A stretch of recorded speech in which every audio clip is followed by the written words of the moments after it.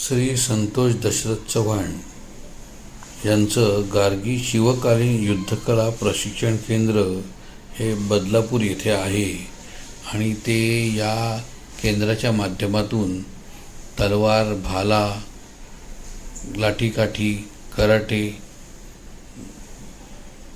आणि विविध प्रकारचे मैदानी खेळ यांचं अतिशय उपयुक्त असं मार्गदर्शन आणि प्रशिक्षण देतात.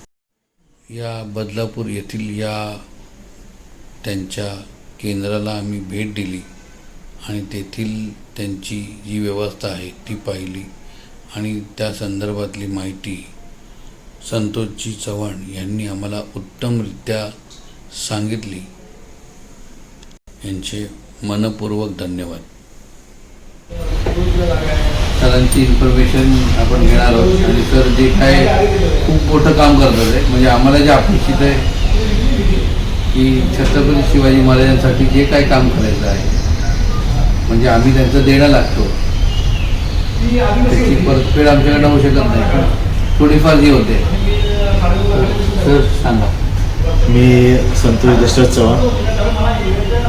लहानपणापासूनच या कलेची आवड. माझे वडील दशरथ दगडू चव्हाण आणि आमचे वस्तात आदरणीय आमचे दगडू वस्तात. हे पूर्वीपासून आमचा आखाडा आजोबांपासून चालू आहे. वेगवेगळ्या गावामध्ये आजोबा ह्या कलेचा प्रचार आणि प्रसार करत होते. तसं माझे वडील दशरथ दगडू चव्हाण हेही कलेचा आखाड्यांचा प्रचार व प्रसार करत होते. आता त्याप्रमाणे लाठीकाठी हा खेळ कमी खेळला जातो, तर हा कुठंतरी आम्हाला खंत वाटत होती. मग आता 15 वर्षापासून मी बदलापूरमध्ये आणि आपल्या अंबरनाथ तालुक्यामध्ये लाठीकाठीचं आणि तलवार, दांडपट्टा, भाला, पाश या विविध शस्त्रांचं आपण प्रशिक्षण असं मुलांना इथे बदलापूरमध्ये देत आहोत. तर तसंच माझी मिसेस, तिचा हातभार भरपूर आहे. जेव्हा मी आखाडामध्ये हिअरिंगमध्ये असतो तर सर्वात मोठा पार्ट असतो ऑफिस सांभाळायचं कोणी, तर ते ऑफिस सांभाळून इथे यायचे. तिने एकदा बघितलं होतं की मग आखाडा सोडून ऑफिसमध्ये होतं, तर तिला चुकीचं वाटलं. तर सर, तुमचं ऑफिसमध्ये काम नाही, तुमचं आखाड्यामध्ये काम आहे, तुम्ही आखाडा सांभाळा, मी तुमचं ऑफिस सांभाळतो. पण ही सगळं ऑफिस करून तुम्हाला माहिती आजकालचा प्रवास किती हा आहे, ती ऑफिस सांभाळून माझा आखाडा सांभाळते आणि हा आखाडा वाढण्याचा सर्वात मोठा पाठबळ आणि सर्वात मोठा माझा हात आहे तर माझी मिसेस. ती जेव्हा ऑफिस सांभाळते तेव्हा आम्ही आखाडा सांभाळते. तिने पूर्णपणे मला सपोर्ट करते आणि माझ्या 2 मुली आहेत, त्याही मला खूप सपोर्ट करतात. एक मुलगी आहे माझी B.Pharm करते आता आणि एक छोटी आहे 7वीत आहे. त्या दोघीही कराटेमध्ये, लाठीकाठीमध्ये खूप प्रावीण्य मिळालेलं आहे आणि ते माझ्या रणरागिणी म्हणून बदलापूरमध्ये तिला सगळ्यांना दोघींना पण बघितलं जातं. आणि तुम्ही कुठल्या गोष्टी शिकवतात?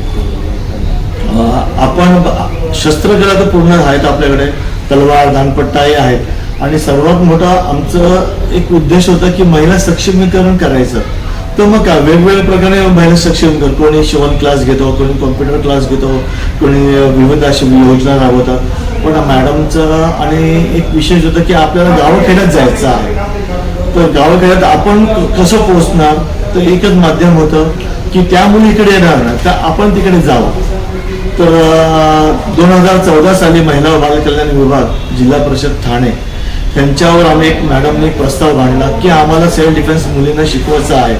तर मग त्यांनी एक छोटासा प्रोजेक्ट राबवला, पायलट प्रोजेक्ट राबवला की बाबा करूया आपण. मग 2014 साली आम्ही गावाखेड्यात जाऊन मुलींना व महिलांना सेल्फ डिफेन्स व लाठीकाठीचं प्रशिक्षण देणं सुरू केलेलं आहे. आता आम्ही दरवर्षी जो 1000 मुलींना त्यांच्या गावात जाऊन तिथं मुलीला सेल्फ डिफेन्स शिकवत आहोत आणि आता खूप प्रकारे हा मोठ्या प्रमाणात आपण हा चालू अख्ख्या जिल्ह्यामध्ये आता आपण हे उपक्रम राबवतो. तुम्ही एवढं सगळं करताय म्हणजे हे कोणी केलेलं नाही, या गोष्टी तुम्ही करताय म्हणजे आम्हालाही आता त्याच्याबद्दल खूप अभिमान वाटतो की कुठेतरी ह्या आमच्या संकल्पना रुजतात आहे. पण आम्हालाही अजून आता वाटायला लागलं की तुमच्या ह्या पुढच्या काळामध्ये तुम्ही रेसिडेन्शियल स्कूल तयार करावं आणि तिथे जर रेसिडेन्शियल स्कूल जर तुम्ही तयार केलं आणि प्रशिक्षण द्यायला सुरुवात केली तर माझ्यामध्ये परदेशातून सुद्धा लोक येतील आणि तुमच्याकडे राहून तुमच्याकडे हे प्रशिक्षण घेतील. कारण की जे काय आवर्स बेसवर येऊन ट्रॅव्हल करून शिकणं आणि जाणं हे आजकाल नवी मुंबई किंवा मुंबईमधल्या लोकांना, बाहेरच्या लोकांना कठीण जातं. मग आम्हाला कधी कधी असं अपेक्षित असतं की बाबा हां यांच्याकडे राहायची सोय आहे, एक 5 दिवसाचा वर्ग घेतला आहे, यांनी आम्हाला शिकवलं आहे, आम्ही 5 दिवस सुट्टी घेतो आहे, 2 दिवस सुट्टी घेतो आहे आणि पूर्ण करू आम्ही निघून जातो आहे.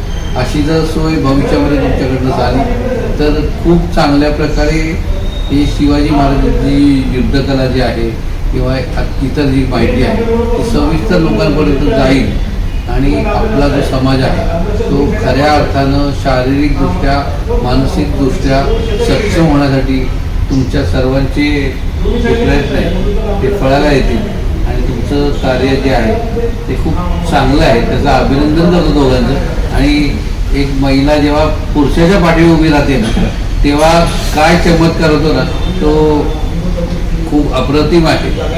आणि असाच जो प्रकार जो आहे म्हणजे जो सहभागाचा आहे, एकामेकाला मदत करण्याचा आहे, तो इथे उत्तम तऱ्हेने तुम्हाला पाहायला मिळतोय. आणि असंच कार्य तुमचं होत राहो. आमच्याकडनं जशी मदत होईल तसं आम्ही तुमच्याबरोबर येऊ आणि खूप छान ईश्वरी आणि शिवरायांचं कार्य आमच्या सगळ्यांकडून होत राहो हीच शिवरायांसमोर प्रार्थना. जय शिवराय, जय शिवराय.